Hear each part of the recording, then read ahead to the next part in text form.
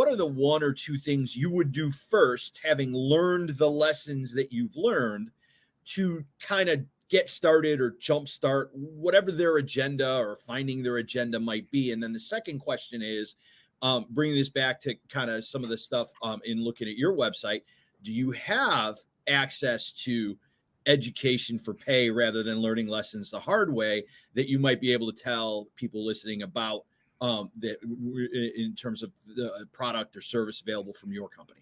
For sure. Yeah. Thank you for both of those. Yes, for sure. So in general, I think that I'll kind of take them in reverse order. So yes, I do have products and coaching, things like that.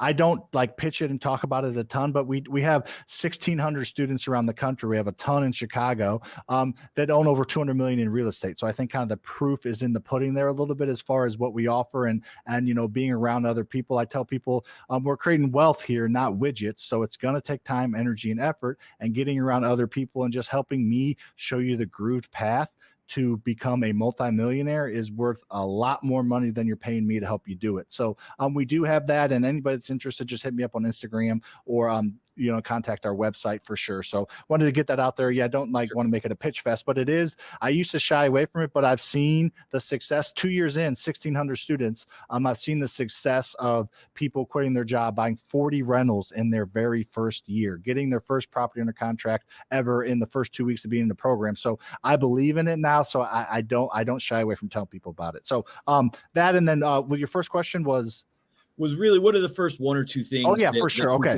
Normally, because once you do the first few, your path starts to diverge, but there's always a very similar starting point for the first couple of steps. I love that, because I people that bugs me, one of the few things that bugs me, I'm pretty laid back guys, people that speak in absolutes, like you have to do this, which is what you alluded to, right? Everybody's path goes in different ways. So if you follow somebody's exact path, right, probably not going to work out very well. However, I do agree there's a couple foundational things to do. And there's two main things I tell people to do. And we alluded to them a little bit earlier, but I want to kind of streamline, package them for what everybody should do if they're wanting to start investing in real estate. This is my opinion on the first two things to do, and then it'll diverge from there. The first is get a base level of knowledge. Listen to shows like this. Go on YouTube. I have a podcast, the Faster Freedom Show. Like, listen to other people that are doing it. You need to get a base level of knowledge to understand, like Larry said earlier, what's the difference between assignments and double closes. What does ARV mean? What's the difference between short-term rental and a long-term rental? Like, you need to get a base level of knowledge. So when you're around other people, when you're learning, when you're researching things, when you're watching videos,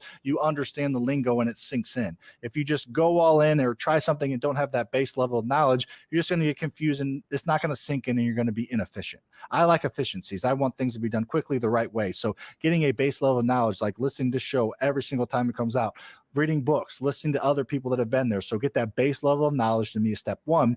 And step two, we alluded to, is get involved in a local community. I think the free path first. Obviously, I have a paid path, but I think the free path first.